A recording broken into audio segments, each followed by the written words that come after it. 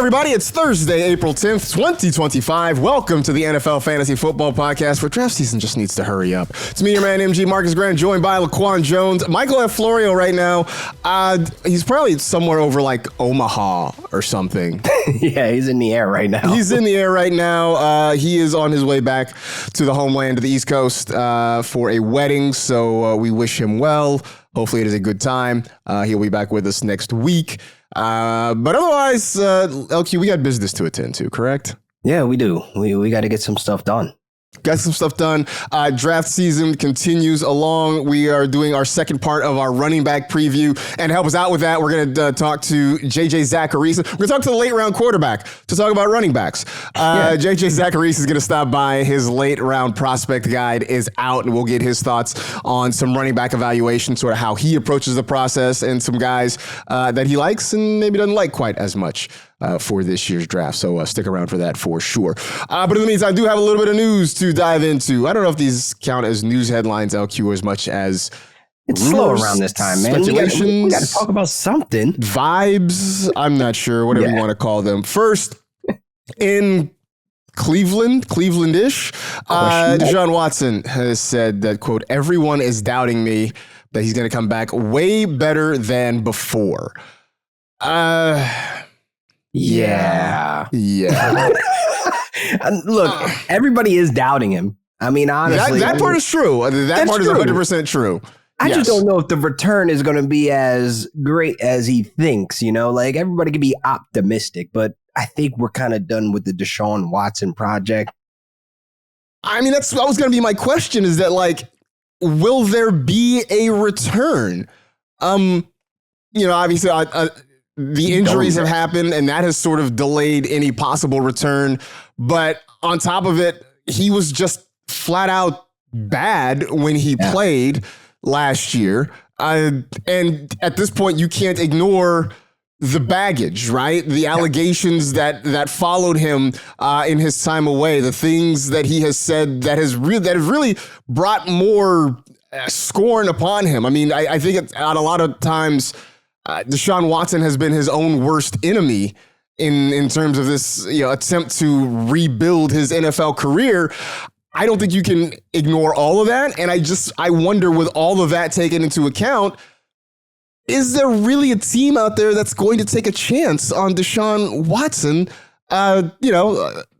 I guess at a super, super discount if the Browns pay the entirety of his salary, but I just don't see an avenue for Deshaun Watson to seriously make a comeback in the NFL. Like, there's only one team that comes to mind, and he happens to be on that team. And I don't think they're going to be crazy enough to run it back, because, like, there's no team out there right now that is, like, running to pick up that phone and, like, saying, okay, well, if you guys pay majority of his salary, we'll take him on, because he doesn't have much on tape in these last few years that have been great that can say he's a starting caliber type of quarterback in this league. Like, we have guys that are just kind of floating around. Like, I would rather take on a Mac Jones right now. I'd rather take Jameis Winston. We are a Winston podcast. Like, there's other quarterbacks that honestly, they're backups or they're just journeymen or they're bridge quarterbacks. They've been playing a lot better than what Deshaun Watson has put on tape. So I just honestly don't know the team.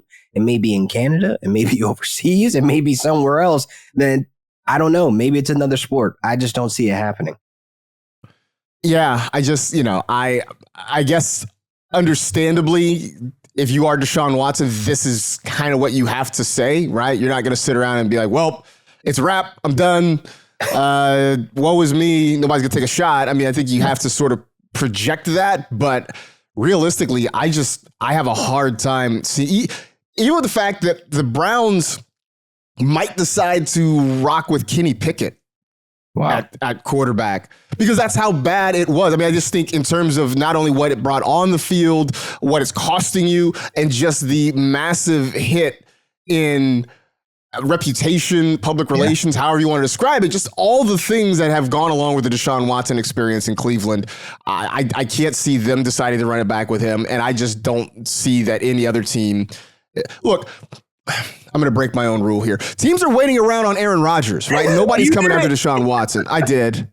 I hate that I did it. I hate myself for it. Okay.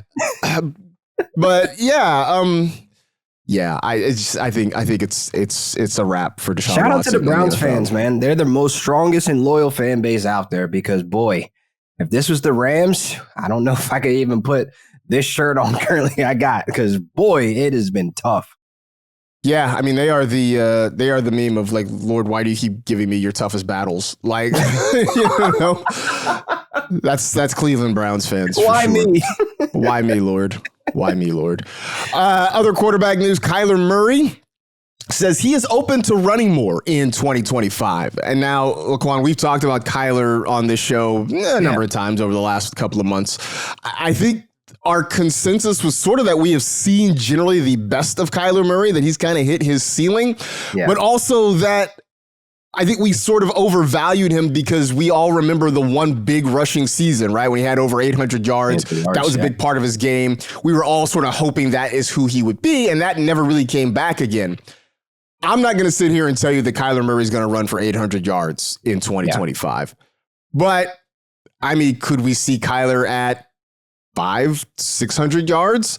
And if so, is that enough for you to sort of get back in on him? Because it feels like everybody's kind of meh on Kyler right now. This is kind of weird to me because, like, aren't you controlling your legs and you have the decision making to just run? Like, there's been times where you see him sail the ball over Marvin Harrison Jr. down the sideline. Why didn't you just run out of the pocket? You know what I mean? And then there's been times where he's taken some really silly sacks, and, you know, it's just like, I don't feel like this is motivating me to be like back in on the Kyler Murray, like rushing more training, because we've been through this. We've kind of seen this. And even if it is 500 to 600 yards, is this offense going to be able to elevate him back to like QB1 conversation? I don't know. There's so many question marks around this in terms of him being a fantasy asset for a roster, having that rushing upside. Again, I'd rather go after the Justin Fields. I'd rather go for other guys that are just semi-mobile than a Kyler Murray who hasn't been giving the bang for your buck. Like, the ADP hasn't been given back to us, and we could be happy at the end of the season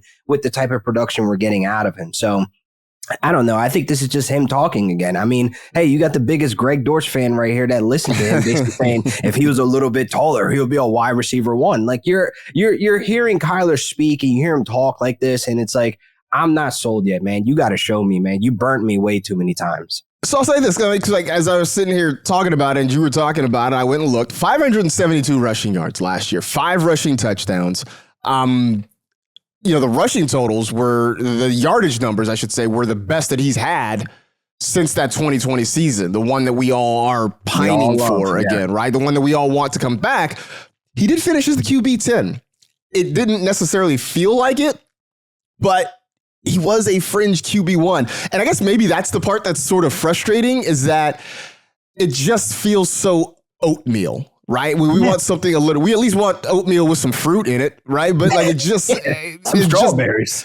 Right, something, right? But it just didn't feel that way. But again, if that's where he ends up, if he's at 575, if he's at 600 yards, if you can get 5 to 7 rushing touchdowns out of him, maybe he does pay off that ADP. Maybe he more than pays off that ADP, because it feels like in general, everybody is just kind of like, people don't hate Kyler Murray. People aren't like, I'm avoiding Kyler Murray. Yeah. But it also feels like you don't plan for Kyler Murray, you settle for Kyler Murray. Yeah. But it's unfortunate though, because like, it's like the passing numbers don't match his like ceiling for rushing. Like, he's banging us on both sides. I mean, pause, but more so looking at it like we're looking at Baker Mayfield. Like, look at his rushing numbers last season, but look at his passing numbers as well and how he was able to perform and execute in that end zone. Like, these are things that Kyler is lacking. Like, we know what the ceiling can be for Kyler as a runner, and we know where the arrow is pointing for this offense. Hopefully they address some issues in the draft and grab another wide receiver so we can get this ascending Cardinals offense to a point. As a Rams fan, I hope they don't get anywhere near us. But honestly, looking at it, like, Kyler could do so much more, but we haven't gotten that. Like, there's nothing that is proven like, okay, he could do this year because he got this. Oh, he could be a rusher. He's saying that he wants to run more. Dude, run more. You should have had this last year. You control this. Like, you don't need design runs. Like, he's not like a guy that needs like, oh, can you draw this up for me to run? No,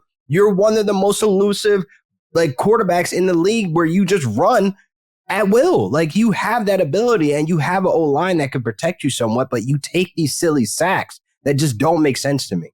Yeah, no, I mean, I do think there's just something of like, hey, man, obviously be smart about when you run and how you run, but you can go. You can just do it. You can just go. That's why this isn't news to me. Like, this wasn't like, oh, we're so back. Kyler's up. Nah, man. Like, dude, you can run if you want. Like, just stop. Just stop talking. I also like watching him run because he looks like a toddler who stole the remote. You got games on your phone. That's it. He's just like, it's like he took your phone and you're like, well, come back. And he's just like running away from you with it. Last headline here. Trevor Lawrence says he has not set a solid date for his return from shoulder surgery, but he's very optimistic. He thinks he's going to be ready to go for 2025. I'm glad I can ask you this because I know how you feel about Trevor Lawrence. I'm actually looking for my satchel. He's very much in the satchel of discontent for you. I know. But look, Liam Cohen is there. Yeah. Right? And Liam Cohen's done some good things with quarterbacks. Could that be enough to get you interested in Trevor? And I'm not saying like you're spending a ton of draft capital, but like, you're not. No. As maybe a QB2 that you slide in there who maybe outperforms his ADP. Could you be interested in T-Law that way? There's only one thing that can get me in, and it's very unlikely to happen. And it's if they draft Emeka Egbuka.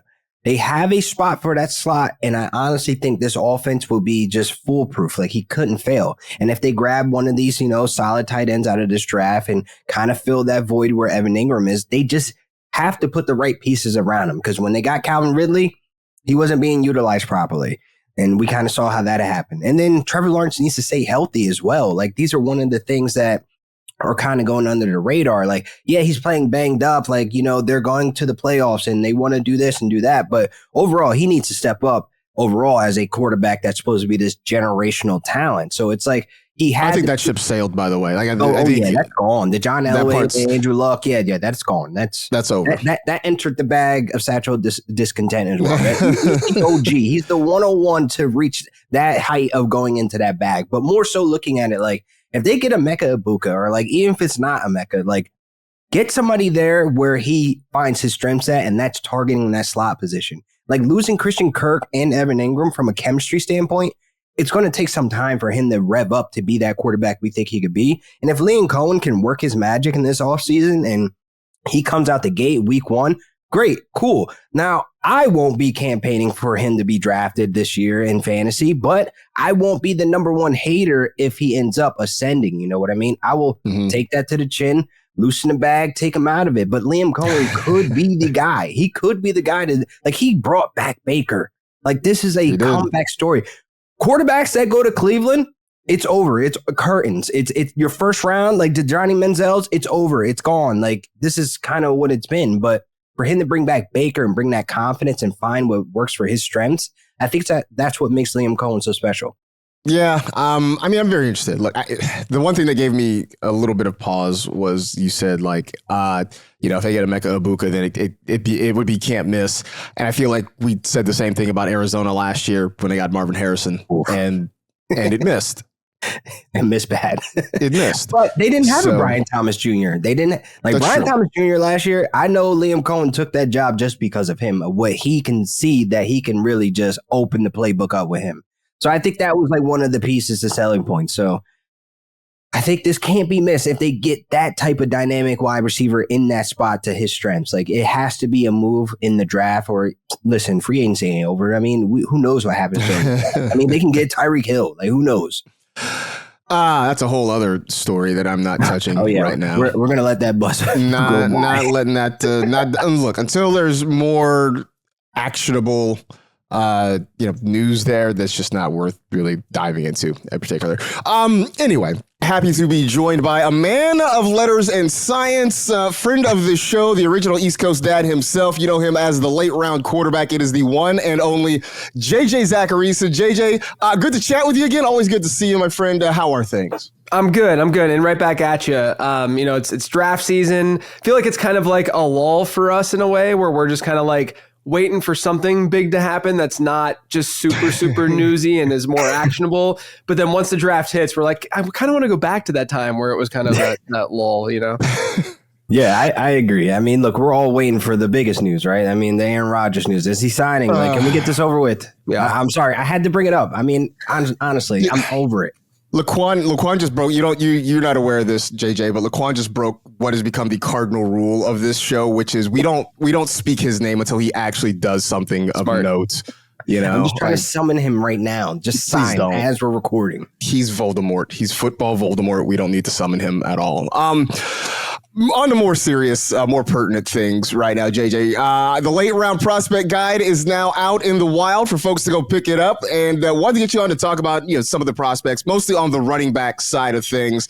But kind of wanted to start with the methodology. I mean, you opened the guide talking about sort of how you came about with this and how you do your evaluations. You write about the ZAP model. And for folks who may or may not be familiar with it, just kind of explain what exactly that is. Yeah, so, a while ago, maybe like 2019-ish timeframe, 2020 timeframe, I realized that I needed a more hardcore process for evaluating prospects. A lot of what I was doing was just kind of like field-based and, reading other things and doing my own analysis, but it wasn't very structured. And so I said to myself, hey, I'm going to start to build a model. I have kind of a math background. I at least understand that side of things. I didn't get my degree in it or anything, but I at least understand the math side of stuff. And so I started building this model at running back and wide receiver. And it's sort of, it changes and evolves every year. Last year, I officially named it the ZAP model, which is very creatively named the Zachariason adjusted prospect model. The ZAP model basically looks at a way to project and predict how well a running back or a wide receiver or tight end, because there's a tight end model too, how well they're going to perform across the first 3 years of their NFL career. So it looks at a number of different inputs. There's not a ton because I've learned through the years that less is often more with modeling, but it looks at things like age. I have a metric called breakout score at within both of these models, which looks at age and strength of schedule, so program adjusted, receiving yards per team pass attempt numbers. There's at the running back position, I look at best season reception share. I'm looking at the size of these players. At running back, I'm looking at speed score, so weight adjusted 40 time. And then there's draft capital, of course, too, which is the number one, the biggest input is where these dudes get drafted. Because at the end of the day, I like to say this to people, like, the ZAP model is there to tell you when you should in your drafts, in your rookie drafts, in your redraft leagues, when you should deviate from draft capital, right? So a lot of these guys are going to get drafted where the model says they probably should get drafted, but you're going to get plenty of players who are overdrafted or underdrafted, and the market's going to kind of follow suit, and that's where you can pounce and find value or find players to avoid. And so that's really what the model is there to do, is to help you understand when a team reaches for a player and you shouldn't reach for a player and vice versa. Man, I love that model, the ZAP model. Like, I probably just feel like it just sounds so good coming off the tongue. But, man, you changed the way you evaluated running backs this year. Like, why the sudden change? Like, what kind of spawned that decision-making? Yeah, so it's kind of strange. So the running back model now doesn't have any rushing metrics in it, which someone would hear that and they're going to say, this model's trash. This is one of the dumbest things I've ever heard. But yeah, so basically, like I said, I test the model every year to make sure that I'm, staying on top of things and whatnot. But there's only so many hours in a day, so I'm not testing as many things as I could possibly test. And one of the things that I realized this year, with the running back model last year, the breakout score, that metric I was talking about, was based on age and program adjusted total yards per team play. So just think of that. I mean, it's a pretty intuitive metric. It's the number of total yards a running back gets rushing and receiving divided by the number of plays his team ran, right? And so you take that number and you adjust that for the age the running back was in that given season and also the strength of schedule and program that running back played for. This year, I just randomly decided to test receiving yards per team pass attempt, which again, pretty intuitive. It's the number of receiving yards a player has divided by the number of pass attempts his team threw. And I did that. I've been doing that at wide receiver for a long time, but I decided to do it at running back. And lo and behold, it got more signal in the model. It mattered more. And so I think a lot of people hear that and they say, again, they think it doesn't make any sense that I'm not using any rushing metrics. But you have to remember, I'm using other inputs here, like draft capital, for instance, where, if a running back gets drafted in round 2 or round 3 or day 2, generally speaking, he's going to be able to run between the tackles relatively well, right? Or a round 1 guy is going to be able to do it all, right? And what I've just realized through the years is that we as fantasy managers should and we do care a lot more about pass catching than the NFL does at the position. PPR formats are the norm. We know that even in standard leagues, a target is more valuable than a rush attempt at the running back position. And so I think what this is really doing is saying, number one, I'm trying to solve something that the NFL is not necessarily trying to solve. I'm trying to score fantasy points over here. The NFL might be trying to find a bruiser or something and someone who can, just take early down work and run between the tackles. And the other thing too, that I think should be noted is that when a running back can do more than one thing, when he's not just a between the tackles runner, but he also can catch balls out of the backfield and be that versatile piece, that's a signal for talent. So sometimes these running backs are big pass catchers in college, and they're not big pass catchers in the NFL, but they're talented enough running backs in the NFL. And it's sort of this proxy and this signal that they are talented players when they have that well-rounded profile. That is why at the end of the day, the running back model now only includes receiving work, because some of the other stuff is already capturing that running back work. So I feel like a good measure for any model, whatever it is, to sort of be able to go back and apply it to past subjects and see whether or not it sticks, right? I mean, it's one thing to kind of look ahead, but definitely to look back and see if that, hey, if guys who turned out to be good actually are good in the model, it feels like you're onto something. When you take this sort of new model for running backs and you've applied it to past guys, did you find some changes in the evaluation? Maybe guys that you didn't think of particularly would be great at the time who actually fit the model really well? Yeah, I mean, look, whenever I'm testing, I'm retesting to make sure that as the NFL evolves, that I'm evolving with this model too. So everything dates back to 2011, like I said, and it's measuring, how well these guys do through the first 3 years of their NFL career. So every year during the offseason, I get to essentially add another draft class to my testing subjects, if you will, right? So now I'm testing everything through 2022 as opposed to through 2021, which was last year, because now the 2022 draft class has played 3 years in the NFL, and I can sort of see how they ended up performing, how they've played. So once I get that tested and done, I can say, okay, I'm going to apply this model now to every running back since 2011. This will include, guys who were drafted last year and in 2023. And I can then see how things have changed and shifted. Generally speaking, with a change like this, it wasn't like dramatic across the board. It's not like guys just like had scores that were just so dramatically different, pre and post change. But there are a couple examples. Like Kyron Williams looks a little bit better, in this new iteration, because his receiving numbers were really, really good in college. That was recognized by the model before, because one of the other production metrics that the running back model looks at is best season reception share. And he had that, at Notre Dame. Like he had a decent receiving profile from that perspective. But the difference is that his breakout score looks decent, which is age adjusted receiving yards per team pass attempt. And so, he looked a little bit better, which was nice to see. The one example, though, that was probably the most interesting to me is Kenneth Walker. So Walker coming out of college, and I was pretty open about this. I had question marks about what his receiving work would look like at the NFL level. And for the first 2 years of his career, we didn't see much work through the air from Kenneth Walker. I mean, he was a sub 9% target share type back. And then last year, he got a little bit more work as a receiver when they got the scheme change and the new offensive coordinator there and Ryan Grubb. But Walker actually had one of the best breakout scores in the entire database. And that was despite the fact that he had a really low best season reception share, because again, before the model was looking at reception share as the receiving mark. Now it's looking at breakout score as well. And so his breakout score was really strong. His reception share was not as strong. And the main reason for that is that immediately when he saw the field, he started at Wake Forest and he went to Michigan State. Immediately when he saw the field, he was super efficient as a receiver. He just wasn't getting a ton of work as a receiver. And sometimes you see that kind of dichotomy, that kind of difference. And, it at least now like levels things out a little bit. And Kenneth Walker, ended up being sort of like a neutral prospect to me, where I wasn't really high or low. If he were coming out right now, I'd be high on Walker because of this new metric and the way that I'm measuring things. Well, I still kind of feel that way. Like I'm kind of about Kenneth Walker. Like, I don't know. I'm just like, he's a guy, it is what it is. But man, we're all in the fantasy streets, man. I mean, honestly, what is something you think a lot of people get wrong when they're trying to evaluate running backs? Yeah, I think that obviously I don't think that people necessarily are putting enough substance and credit into pass catching and that element of a player's profile. Even if, again, even if he's not going to be a pass catcher at the next level, having that substance as a pass catcher goes a really long way because it's a signal for talent. So that's one thing. I think, running back size is a discussion that gets brought up a lot, especially these days, because we've seen, James Cook, Devon Achane, Jahmyr Gibbs, these like smaller, Kyron Williams, these smaller backs, Bucky Irving, be very relevant in fantasy football.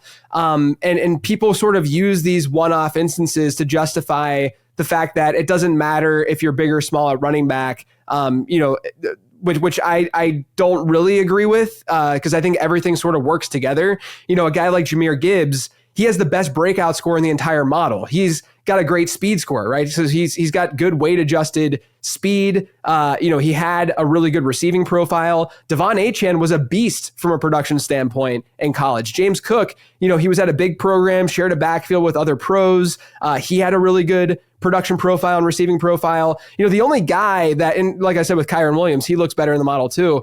Bucky Irving is, I think, just an outlier in general, and it's okay to be like, yeah, he's just a different kind of back who ended up hitting, and the model didn't capture that quite as well as it could have. But size still does matter. Like if you're looking at ceiling at the running back position, even when you adjust for where the smaller backs get drafted, all that kind of stuff, you want guys who are generally, above 205, 210 pounds to be able to carry that big workload. It's not even because I think those running backs are better. It's just how NFL coaches tend to operate, and they have their own biases, at the end of the day. It's unfortunate that a guy like Bucky Irving didn't get a lot of work until later in the season, partially because of that coaching bias, So I do think that's still something that people should keep in mind, is to not use outliers to sort of justify their stances about running back size. I'd also say people ignore running back age a little bit too much. That is one of the factors in the model. So like, RJ, you could look at like RJ Harvey this year, who I like, but he's 24 years old, and that's a little scary. And then the last thing I'll say, post draft, people pay a little bit too much attention to landing spot, and I know that that sounds counterintuitive, and you should look at landing spot, you should look at situation. Situations just change so fast, man. I mean, like especially from a dynasty perspective, in a year things could look totally different. So don't let that skew the way that you view these guys too much. Well, I mean, you think of landing spot, you talk about things changing. Jonathan Brooks immediately comes to mind, right? Like he gets to Carolina, we feel like, okay, well, he's going to push Chuba Hubbard aside for sure, right? Then a couple of unfortunate injuries. Chuba gets signed to an extension, and suddenly the outlook for Brooks looks really different than it did, a year or two ago, for sure. You mentioned Kenneth Walker, and kind of interesting here, right? Because now we live in this NIL world where the the transfer portal is such a big deal. You talk about Walker starting at Wake Forest, then moving over to Michigan State to end his career. I know you talk about and write about, sort of teammates and teammate adjusted evaluations, right? Like not penalizing a guy necessarily for playing with a ton of studs around him. I mean, I think you can look at any number of Alabama guys, I would say, or Georgia guys out of the last few years and sort of come up with that. But how do you sort of account for going to a place like Wake Forest, which is definitely not what you'd consider a football factory, over to Michigan State, which has a little bit of a better track record of putting guys in the NFL? Yeah, the model is supposed to be adjusting for strength of schedule for breakout score, which really helps. And there are going to be schemes that are going to be more friendly. Like I look at some, Woody Marks is coming out this year from the great USC, great USC, coming out of USC. But he played at Mississippi State before he transferred to USC, and he played under Mike Leach, the late Mike Leach.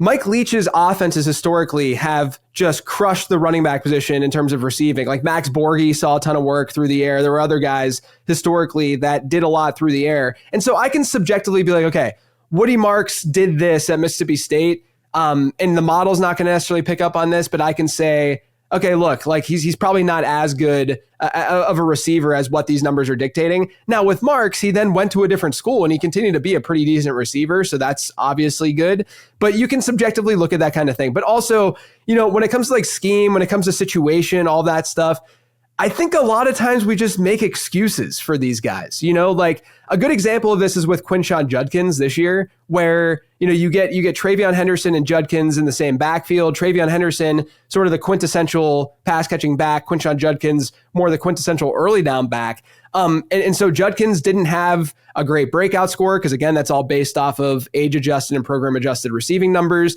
And his best season reception share wasn't that good either. And that was throughout college. It wasn't just when Judkins was at Ohio State. It was the same way when he was at Ole Miss. Now, at Ole Miss, he also played with Zach Evans and some other good running backs as well. But regardless, like, he never got there. He never showed it. And you can look at historical trends. Like, for instance, in the ZAP Model database, we've had 22 running backs that have been drafted in the top 100 with breakout scores below 60. Judkins was well below 50. And then best season reception shares below 10%. Only 2 of those 22 in the NFL during their first 3 years had a best season target share with a minimum of 8 games played of 9%, which is not even that high. So a lot of these numbers are translating, even if we can explain them away to some degree. It's just that, it's fine to be a little more subjective with it. I'm not looking at this model and saying I have to follow this no matter what. It's more of a guide for me to kind of get an idea of a player, to be grounded and not get too high or too low on some guys. So looking at the consensus top dogs, like when we're talking Ashton Jeanty and Amari Hampton, like, are these two guys, like, it doesn't matter where they land. Like, the arrow's going to point up for them. Like, the landing spot shouldn't matter for their outcome for fantasy. Yeah, like I said, like, with the model and the way that I sort of view this stuff with prospecting, I'm trying to win in fantasy football at the end of the day. Like, I wouldn't necessarily call myself like a talent evaluator the same way that Matt Harmon does it with reception perception, or the way that, DJ does stuff with his prospecting work, where they're sitting down grinding film and, Matt's charting it, and others who are looking at this stuff have a very strict way of processing that information. I'm literally trying to find analytical traits that work. And I obviously watch these guys too, because I don't want to sound like a moron when I'm talking about them. But I'm trying to find these analytical and these traits that do coincide and correlate to success at the fantasy level, which is a different game that I'm solving than someone who is just saying this guy's talented, this guy's a good fit for this team, et cetera, et cetera. So when it comes to guys like Amari Hampton and Ashton Jeanty, I can look at the marks that I know correlate well to NFL success in fantasy football. And one of those marks is going to be draft capital. And I can say, okay, we know that Ashton Jeanty is going to go in round 1, right? I'd say there's a better chance than not right now that Amari Hampton is going to go round 1, okay? If you look at history since 2011, of the first round running backs we've seen, 66% of them have given us 16 or more PPR points per game in one of their first 3 years in the league, which is wild because that's like an RB1 season. And the guys who haven't done that are players like Josh Jacobs, who eventually got there, Mark Ingram eventually got there, or guys who just couldn't stay healthy, like David Wilson, who had to retire early, or Rashad Penny, who just continuously got hurt. The only guys that have been first round running backs that haven't given us at least one of those good seasons across their first 3 in the league since 2011, the only 2 guys that really didn't get there were Sony Michel and Clyde Edwards-Helaire. And both of them had some red flags in their profile, number 1, but number 2, they were end of the first round picks. So they were barely first round picks to begin with. So I can tell you guys that, like, analytically, Ashton Jeanty, Amari Hampton, like, Ashton Jeanty's marks are otherworldly. Like, they are like top 6 in basically every category among all running backs in the database's history, which is wild because it's not just like one metric where he's top 6. It's like breakout score, he's up there. Best season reception share, he's up there. Total yards per team play, which is even part of the model, but he's up there in that. And then Amari Hampton, I think of all the backs in this class, he's the one who gets the best comps, the statistical, objective, analytical comps. Like, he gets guys like Todd Gurley and Ezekiel Elliott. Rashad Penny was one of his comps as well. But to me, like, he checks a lot of the analytical boxes. If he gets that draft capital, then I'm going to be all in. And I think that Hampton's going to be a stud regardless of where he goes. If he does fall to round 2, I think it just becomes a little bit more of a question mark. You talk about draft capital, and obviously, understanding, as you've pointed out a couple times, right? Like, what you see or what you read is not necessarily a hard and fast rule, more of a suggestion sort of thing. We have gone through the era of arguing whether or not running backs matter for an actual NFL football team. I think the consensus is that. I think the consensus is in fantasy, running backs matter very much, right? That no matter how much we push wide receivers, whatever have you up the board, Look, we still last year we're talking about Christian McCaffrey near the top of the board. This year we're talking about, whatever, Bijan, Saquon, whatever. These guys still very much matter. But because there's still a little bit of squeamishness about drafting running backs early in real football, and we talk about draft capital in fantasy football, how do you kind of square that circle? I mean, like there'll be people who I think believe Ashton Genty gets overdrafted no matter what.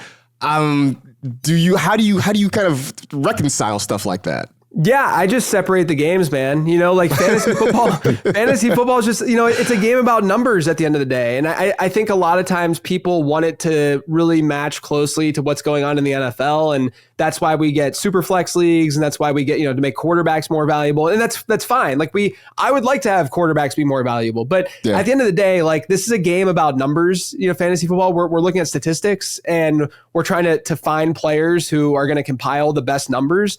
And so, whatever means necessary in terms of figuring that out. And so I do think that the NFL is going to value running back a little bit more than it did, say, 5 years ago, just because of what we saw last year with that free agency class. And then this year we conveniently have an unbelievable running back class. So I think teams are going to be more willing to just say, oh, look at what happened in Philadelphia. Even if there's a bad correlation causality situation going on there, teams are still going to say, look what happened with Saquon Barkley. Look what happened to Derrick Henry. And they're going to want to have a running back that they can rely on. And honestly, just from like a schematic standpoint, it makes sense to just want to use one running back to not show your hand when that guy's on the field. I've never understood that aspect of things. That's something that Sean McVay has done really well with, is that, that's why I think that teams should just rotate running backs by drive rather than by situation and down, right? So, McVay running Kyron Williams into the ground has just as much to do with the fact that he doesn't want to show his hand as it does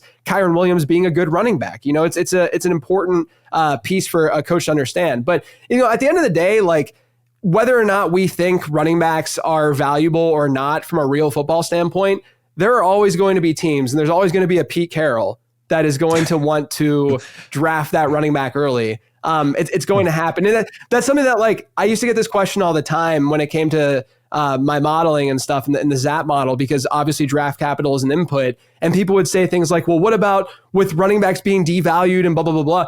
You can look back since 2011, which is when this thing dates back to. There's no sort of like rhyme or reason for where running back, like we're seeing first round running backs all the time. Like it didn't stop, it stopped whenever the running back class sucked. It didn't stop because people devalued running backs. When there's a good running back, he will get drafted in the first round. And so to me, it's just a proxy, a signal, whatever you want to call it, a way to say, if a team is going to invest first round draft capital in Ashton Genty, I can sit there and say that's probably not the best use of your resources, but my gosh, he's probably going to be really good in fantasy football. I'm going to draft him everywhere. Well, how about this? Like guys that blow up 1 year in college, like how worried should folks be about like a Cam Scadaboo? Like where is your, thoughts on that? Yeah, it depends on the player, obviously. Scadaboo's interesting because he played at Sacramento State, where it just like the production doesn't matter until he does transfer, and then the production starts to matter a little bit more. I try my best in the model to at least adjust for that. I know this guy isn't a running back, but there's a wide receiver in this year's class named Isaac Tesla. And he started his collegiate career before finally transferring to a bigger program. But he started his collegiate career at Hillsdale College. Shout out Hillsdale College. Never heard of the place in my entire life. And his numbers were obviously like out of control at Hillsdale College because he's playing against non-professional type athletes. I mean, they're better athletes than any of us are, but they're not D1 athletes. So he should dominate in those situations, similar to like a Cam Scadaboo. If a running back is playing at a smaller school that no one's heard of before, and he's not putting up decent numbers, that's a red flag. That's when I start to get a little bit nervous. Scadaboo, though, dominated at Sacramento State, and then he transfers, obviously to Arizona State, and he does what he did, his final year. I think that he probably has the second best production profile in this class behind Ashton Genty. Doesn't mean I think he's the second best running back, because there's an age factor there. He's an older running back. There's going to be draft capital. His 40 time, he didn't run at the combine, but he had a pro day 40 that was still not that strong. I like Scadaboo, but there's other things that will bring him down. But strictly from a production standpoint, I actually think it's pretty good. Shout out to the Hillsdale Chargers, and I absolutely did not look that up at all and completely knew that off the top of my head. You talk about using receiving prowess as part of your evaluation, and that's the thing that we've talked about, especially when you look at the later day 2, day 3 guys, that it feels like their best path to getting on the field, or at least having fantasy production, let's put it that way, that having fantasy production is being able to contribute in the passing game, right? Because those guys may not get a big opportunity to run the football. I always talk about some guys who in college, they come out of college and people have questions about their pass catching ability. And I wonder whether or not it's that a guy can't catch the ball or if it's just because of the scheme of his offense, they didn't give him an opportunity to catch the ball. Like I said this about Jonathan Taylor. I'm like, well, is it that Jonathan Taylor just is a bad pass catcher, or is it just Wisconsin didn't throw the ball to its running backs a whole lot? I mean, how do you look at guys like that? How much do you evaluate just the way the offense works in terms of trying to figure out whether a guy is actually able to contribute in a passing game? Yeah, it's a great question. I think a lot of people look at raw data and they say, oh, this guy wasn't much of a pass catcher. Like Kaleb Johnson's a really good example of that in this year's class, where his receiving numbers were not strong raw data wise throughout his 3 years. But actually, when you give that context and you see that Iowa last year threw the ball the 6th fewest times in D1 football, and obviously when the team's not throwing the ball that much, regardless of how often they're targeting a guy, they're not going to see high totals. Kaleb Johnson actually had a decent reception share this past year. It was actually well above average compared to the rest of the class. So all the numbers that I'm looking at will give that some context. Now, there's going to be situations where, Damian Martinez is an example of this, where, Martinez had a best season reception share of 5.4%, which is really low. His breakout score was only 41. He does not have that strong of a receiving profile. And that scares me. That's a red flag, like that in and of itself. And then, I'll talk to some people who maybe look at the stuff in more detail than I do. And, I talked to Matt Waldman on my podcast last week, and he mentioned with Damian Martinez, who he's higher on than I am, he mentioned with Damian Martinez that his offensive system before he transferred to Miami, it was one where the quarterback would take a lot of play action bootlegs and he'd go out to the outside. The running back, Damian Martinez, would go to the other side of the field. The defense would focus in on Martinez because he's that good of a player. In that situation, the quarterback can't throw the ball to the running back. Like he's on the opposite side of the field. You're all of a sudden running a trick play if you're gonna throw the ball, and give the running back the ball in that situation. Now, so I think that you can give context to those situations. With that being said, I just go back to what I said earlier, where like I don't want to make too many excuses for players because that often can lead to you having too rosy of an outlook on a particular guy. Like for instance, Damian Martinez, his reception share is so low that in the ZAP Model database, there's only been 2 running backs with a reception share as low as his who have scored 13 or more PPR points per game across their first 3 years in the league. So like I know just from a probability perspective that the chance that Damian Martinez hits at a high rate, probably not super, super high just on that data point alone. And then I can just contextualize it a little bit and say, he's probably one of the better interior runners, in this class. If he does find a place, like how awesome would it be if he falls to Chicago? That's one of the situations where, you can adjust based on landing spot a little bit. You can be a little bit looser with how you're ranking these guys. But, overall, I'm just trying to look at trends and see, what matters and what doesn't matter at the end of the day. And again, I think that the straight way to answer this question would be, I don't want to make too many excuses for players when oftentimes good players, even Jonathan Taylor's reception share was still in like the 12-13% range, at Wisconsin. Like they didn't throw the ball a lot, but they, at least when they did, they were targeting Taylor because he's a really good football player and he'll be able to do a lot when the ball is in his hands. So that's sort of like the downside, like a Martinez is like, if he is that good, then why wasn't he getting the ball more as a receiver? Right. And so I try to ask that question in the reverse instead of making that excuse for the guy. Wow. So you brought up his name, man. I got to ask. Now, Marcus knows that I had this take the other day about Kaleb Johnson. I feel as though when I watch his tape, I'm bored. I mean, like if you look at Iowa's O-line, they were one of the best last season. And honestly, those holes, I honestly think Marcus could get like 100 yards with those type of holes that he was getting. So I just feel as though that he is being a little bit overvalued in the fantasy streets. I'm just curious of your thoughts on Kaleb Johnson. And does landing spot actually matter for an outside zone scheme that he played in? Yeah, 100%. I think the scheme is going to matter for Johnson. It's funny because, he went to the combine and again, the only input, I think people hear model and they think that I'm like only worried about athleticism and testing, at the combine or at their pro days. I really don't care at all. I mean, that's going to impact the player's draft capital. Like Matthew Golden not running a 4.29 or whatever he ran, him not doing that. He wouldn't be a first round pick more than likely. So it's going to be reflected in the model in some way because the draft capital is going to be going in the model.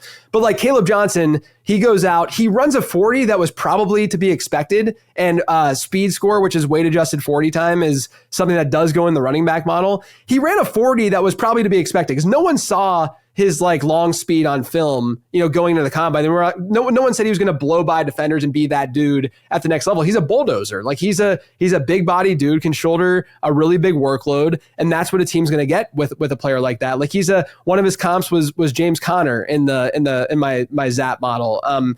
Daniel Thomas was another one. So let's hope it doesn't go that direction. But, and then Le'Veon Bell was another, but I think that Johnson running a slower 40 wasn't bad in the context of like his speed score was still okay because he's so big, he's 224 pounds. The problem is that the rest of this draft class is so good. And the rest of the draft class was really fast at the combine, like amazing weight adjusted 40 times. And so I do think that just because of that, he fell down a little bit. And my fear with him would be, going back to, I'm just trying to solve fantasy football. I think he's a good player. I think Johnson can carry a big workload, in the right system. He should be able to be a 200 plus touch back pretty easily. My fear would be, is a team going to give him that opportunity if they don't take him in one of the first 2 rounds of the draft? If he does fall to round 3, there is a difference between round 3 and round 2 in the way that those guys end up typically seeing work, at the next level. And then there's a big drop off when you get to a day 3 guy. I don't think Johnson's going to fall to day 3, but I do think there could be a difference between him being a round 2 and a round 3 player. And there are guys that, like a Quinshon Judkins, a Travion Henderson, who were going to probably feel a little bit better about going round 2 than Johnson. So that's going to be a big tiebreaker for me. Landing spot, sure, see if that scheme is there for him, but also is that team going to be willing to give him that big workload? And I'm going to feel better about that if he's a round 2 guy versus a round 3 one. How much of all this would be so much easier if the combine actually resembled real football as opposed to just some drills, I'll say this though. Like, I know what matters at the combine for fantasy, right? Mm-hmm. So like I know that speed score, whenever I say that speed score is an input, I'm really just looking at like an upper bound and guys hitting like like a 90th percentile or better, and then a lower one where they get dinged. The majority of running backs, it's a neutral score for them in terms of speed score. Like even, like Kareem Hunt was slow at the combine. He still had a neutral score based on his weight and all that kind of stuff. But like, my thing is like, if I know that, like, I agree, like intuitively, and just like practically, a dude running a straight line speed in shorts when they're playing football, like why should that matter? But I do know that that speed score at these bounds, right, at the upper bound and lower bound, it does matter. There is some signal there. So I care about it only because of that. But there's so much, but the problem is the NFL actually, especially a wide receiver, they over exaggerate that stuff more than even fantasy managers do. Like Matthew Golden's, like if I were to actually layer on 40 times into the model would get less predictive because NFL teams are often boosting up these players who are fast when they shouldn't be doing that, because at the end of the day, what matters a lot more is the production side of things and how they actually played on a football field. Shocking. Yeah, right. Gotcha. Well, Tavon Austin came to mind when you said that, but here we are. But, I mean, look, is there any potential in like day 3 guys that are on your radar? Like, are we going to get like a Puka Nacua out of nowhere type that is just going to fall into a situation and be able to step up and perform at a high level? I think we're going to get it at running back in this class. This class is too good, too talented to not see someone emerge. Realistically, we see maybe 2 in a given year give us like decent production across their first 3 years. Like even Bucky Irving's production was not normal in what we see. And we had him and Tyrone Tracy last year, but like, that's not, from like a long standing, RB1, RB2 type player, you usually only get 1 per class, if that. But I do think we're going to get, I think there's a potential we get 3 or 4 in this class because it's that good of a running back group.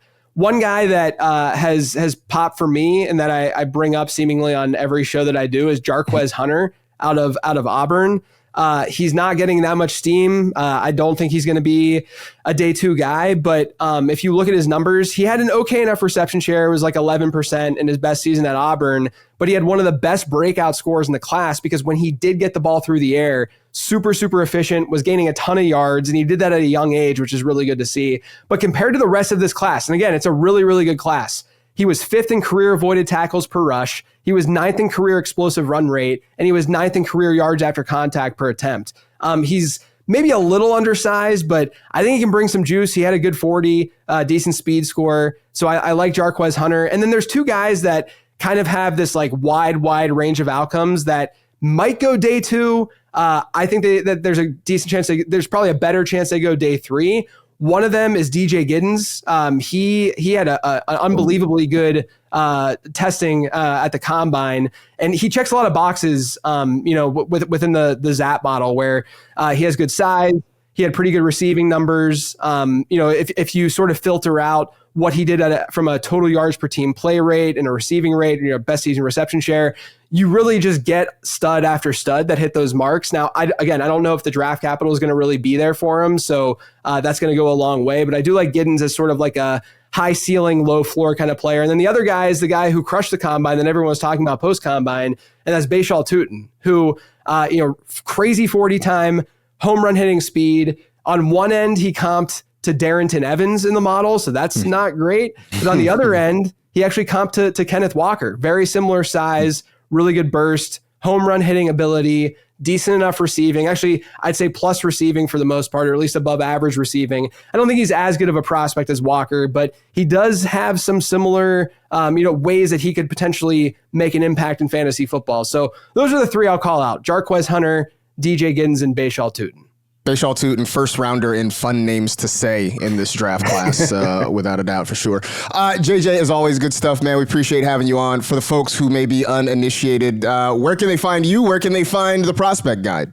Yeah, I'm on Twitter, most socials at Late Round QB, and then you can check out the Prospect Guide and everything else I got going on over on lateround.com. Is it 8 years that I saw you post 8-year anniversary for Late Round now? For the podcast. Yeah, it's been 8 years. Air horns have been in your ears for 8 years. Congratulations on that, man. Fantastic accomplishment. Look forward to a whole lot more. And absolutely, if you don't know, now you know, be sure to go check out the Late Round Prospect Guide, go find it and go enjoy it, devour it, and hold on to it, because I know a lot of people look at these guys and are like, well, once the draft is over, what do I do? Well, you can always go back. When a guy suddenly gets drafted, if somebody gets elevated to a higher role, you can go back, look at the Prospect Guide, see what people said about him, and use that to make your determination on whether or not you're going to spin fab or use a waiver priority on somebody like that. So should be a lot of fun. Looking forward to it. A little bit of a side note: next week on Tuesday, scheduled to have our friend of the show and just friend in real life, Matt Harmon, to come on and talk some wide receivers with us. So that should be a lot of fun as well. In the meantime, that will do it for this edition of the NFL Fantasy Football Podcast. Stay happy, safe, and healthy. Do good and live well. Enjoy the weekend, everybody. We'll talk to you again next week.